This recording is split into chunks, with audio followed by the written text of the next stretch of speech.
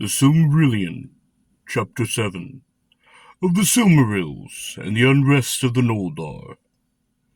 In that time were made those things that afterwards were most renowned of all the works of the elves. For Fëanor, being come to his full might, was filled with a new thought.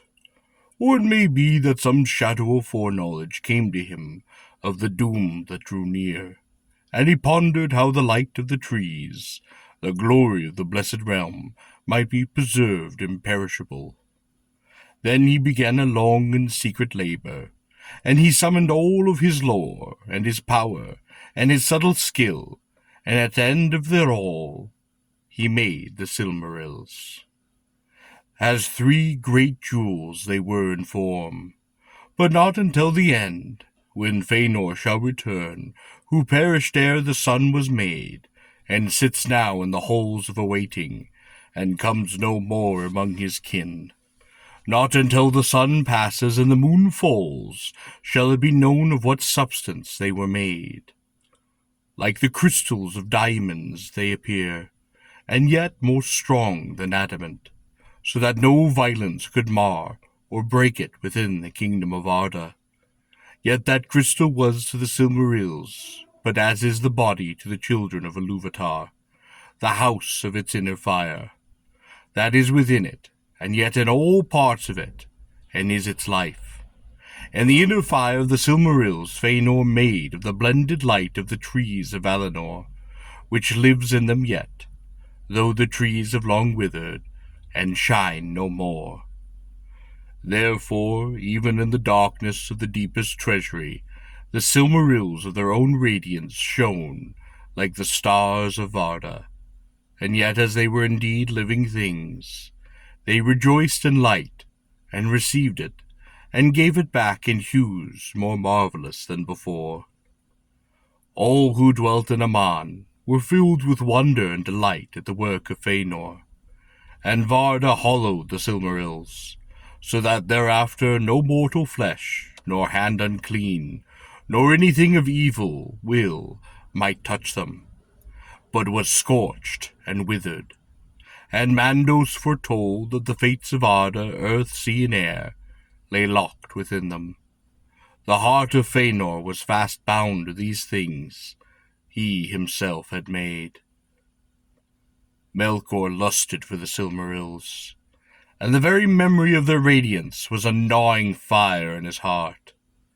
From that time forth, inflamed by his desire, he sought ever more eagerly how he should destroy Fëanor, and end the friendship of the Valar and the elves. But he disassembled his purposes with cunning, and nothing of his malice could yet be seen in the semblance that he wore. Long was he at work, and slow at first, and barren was his labor. But he that sows lies in the end shall not lack of a harvest, and soon he may rest from toil indeed, while others reap and sow in his stead. Ever Melkor found some ear that would heed him, and some tongues that would enlarge what they had heard, and his lies passed from friend to friend, has secrets of which the knowledge proves the teller wise. Bitterly did the Noldor atone for the folly of their open ears in the days that followed after. When he saw that many leaned towards him, Melkor would often walk among them, and amid his fair words others were woven, so subtly that many who heard them believed in recollection that they arose from their own thought. Visions he would conjure in their hearts of the mighty realms that they could have ruled upon their own will, in power and freedom in the east. And then whispers went abroad that the Valar had brought the Eldar to Aman because of their jealousy, fearing that the beauty of the Quendi and their maker's power that Ilúvatar had bequeathed to them would grow too great for the Valar to govern, as the elves waxed and spread over the wide lands of the world. In those days, moreover, though the Valar knew indeed of the coming of men that were to be, the elves as yet knew not of it, for Manwë had not revealed it to them. But Melkor spoke to them in secret of mortal men, seeing how the silence of the Valar might be twisted to evil. Little did he know yet concerning men, for engrossed with his own thought and the music, he had paid small heed to the third theme of Ilúvatar. But now the whisper went among the elves that Manwë held them captive, so that men might come and supplant them in the kingdoms of Middle-earth. For the Valar saw that they might more easily sway a short-lived and weaker race, defrauding the elves of the inheritance of Ilúvatar. There was small truth, and little have the Valar ever prevailed to sway the wills of men, but many of the Noldor believed, or half-believed, these evil words. Thus, ere the Valar were aware, the peace of Valinor was poisoned. The Noldor began to murmur against them, and many became filled with pride, forgetting how much of what they had and knew came to them in the gift from the Valar.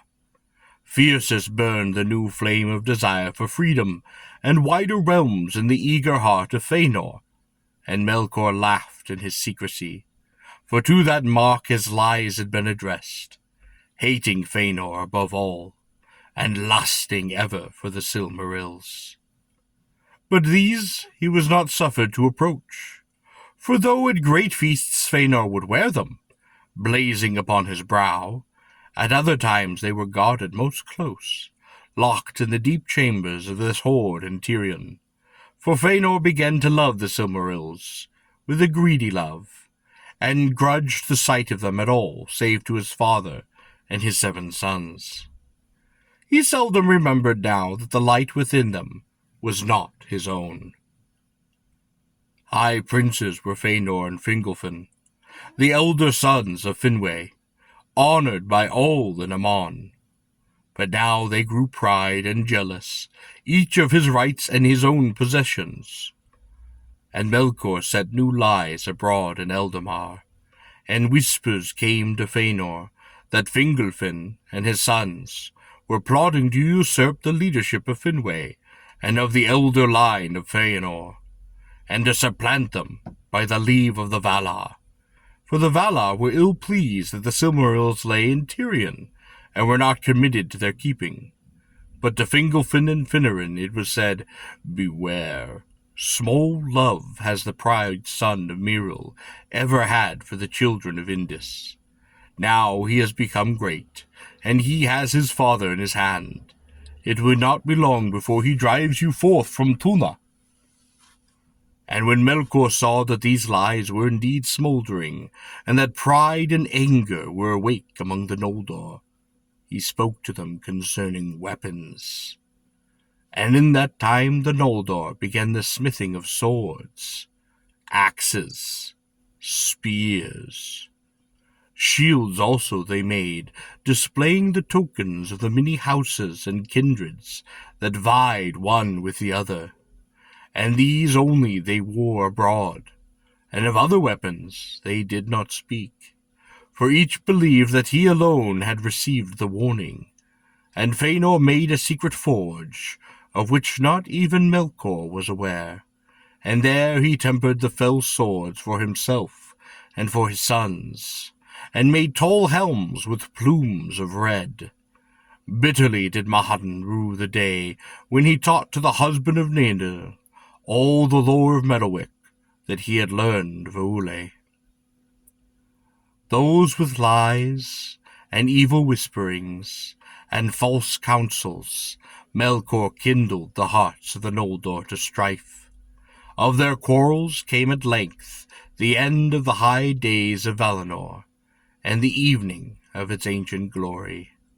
For Fëanor now began openly to speak words of rebellion against the Valar, crying aloud that he would depart from Valinor back to the world without, and would deliver the Noldor from thraldom, if they would only follow him. There was great unrest in Tirion. Finwë was troubled, and he summoned his lords to council. But Fingolfin hastened to his halls, and stood before him, saying, "King and father, wilt thou not restrain the pride of our brother, Finwë, who is called the Spirit of Fire, all too truly? By what right does he speak for our people, as if he were king? Though it was he long ago spoke before the Quendi, bidding them accept the summons of the Valar to Aman. Though it has led the Noldor upon the long road, through the perils of Middle-earth, to the light of Eldamar. If thou dost not now repent of it, 2 sons at least thou hast to honor thy words. Even as Fingolfin spoke, Fëanor strode into the chamber. He was fully armed, his high helm upon his head, and at his side a mighty sword. So it is, even as I guessed, he said. My half-brother would be before me with my father, in this as in all other matters. Then, turning upon Fingolfin, he drew his sword, crying, Get thee gone, and take thy due place. Fingolfin bowed before Finwë, and without word or even glance to Fëanor, he went from the chamber. But Fëanor followed him, and at the door of the king's house he stayed him, and the point of his bright sword he set against Fingolfin's breast. See, half-brother, he said, this is sharper than thy tongue. Try but once more to usurp my place and the love of my father, and maybe it will rid the Noldor of one who seeks to be a master of thralls. These words were heard by many, for the house of Finwë was in the great square beneath the Minden, and again Fingolfin made no answer, and he passed through the throng in silence, and went to seek Finnefer his brother. Now the unrest of the Noldor was not indeed hidden from the Valar, but its seed had been sown in the dark, and therefore, since Fëanor first spoke openly against them, they judged that he was the mover of this discontent, being eminent in self-will and arrogance. Though all the Noldor had indeed become proud, and Manwë was grieved, but he watched, and he said no word. The Valar had brought the Eldar to their land freely, to dwell or to depart, and though they might judge departure to be folly, they would not restrain them from it. But now the deeds of Fëanor could not be passed over, and the Valar were angered and dismayed, and he was summoned to appear before them to the gates of Valmar, to answer for all of his words and his deeds. There also were summoned all others who had any part in his matter, or any knowledge of it. And Fëanor, standing before Mandos in the Ring of Doom, was commanded to answer all that was asked of him. Then at last the root was laid bare, the malice of Melkor revealed, and straightway Tulkas left the council to lay hands upon him and bring him again to judgment. But Fëanor was not held guiltless, for he it was that had broken the peace of Valinor, and had drawn his sword upon his kinsman. And Mandos said to him, Thou speakst of thraldom. If thraldom it be, thou canst not escape it. For Manwë is king of Arda, and not only of Aman only. This deed was unlawful, whether in Aman or not in Aman. Therefore this doom is now made. For 12 years thou shalt leave Tirion, where the threat was uttered. In that time take counsel thyself. Remember who and what thou art. But after that time this matter shall be set in peace, and held redressed, if others will release thee. Fingolfin said, I will release my brother. But Fëanor spoke no word in answer, and standing silent before the Valar, he turned and left the council, and departed from Valmor. With him into banishment went his 7 sons, and northward in Valinor they made a strong place, and a treasury in the hills. And there, at Fermanos, a multitude of gems were laid in hoard, weapon also, and the Silmarils were shut in a chamber of iron. Thither also came Finwë the king, because of the love that he bore to Fëanor, and Fingolfin ruled the Noldor and Tirion.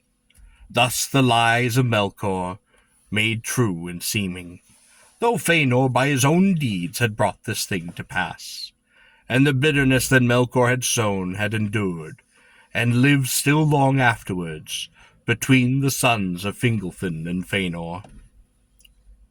Now Melkor, knowing that his devices had now been revealed, hid himself and passed from place to place as a cloud upon the hills. Tulkas sought for him in vain. Then it seemed to the people of Valinor that the light of the trees had become dimmed, and the shadows of all standing things grew longer and darker in that time. It is told that for a time Melkor was not seen again in Valinor, nor was any rumor heard of him, until suddenly he came to Formenos, and spoke with Fëanor before his doors. Friendship he feigned, with cunning argument, arguing him to his former thought of flight from the trammels of the Valar. And he spoke, Behold the truth of all that I have spoken, and how thou art banished unjustly.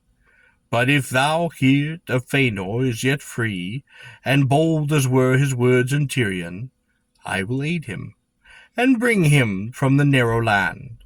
For am I not a Valar also? Yea, and more than those who sit in pride in Valimor. And I have ever been a friend to the Noldor, most skilled, most valiant of the people of Arda. Now Fëanor's heart was still bitter at the humiliation before Mandos, and he looked at Melkor in silence, pondering if indeed he might yet trust him, as far as to aid him in his flight.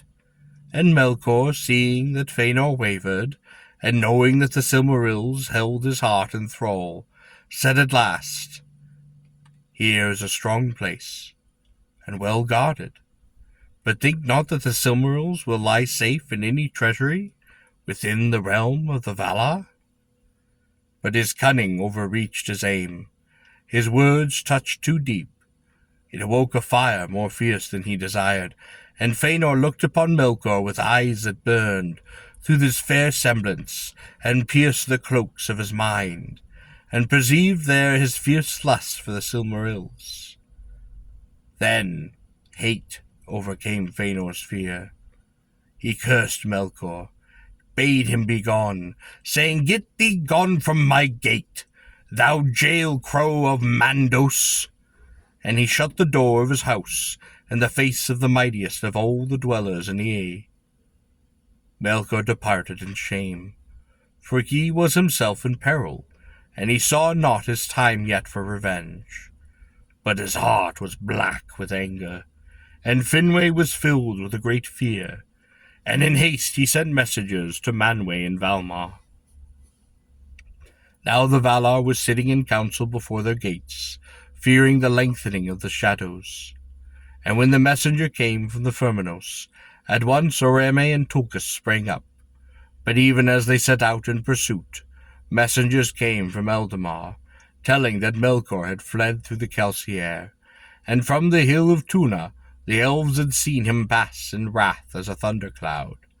They said that thence he had turned northward, for the Teleri and Aquilon had seen his shadow going by their haven towards Aramon. Thus Melkor departed from Valinor, and for a while the two trees shone again unshadowed, and the land was filled with their light. But the Valar sought in vain for tidings of their enemy, and as a cloud far off with dooms ever higher, borne upon a slow cold wind, a doubt now marred the joy of all the dwellers in Aman, dreading they knew not what evil might yet come.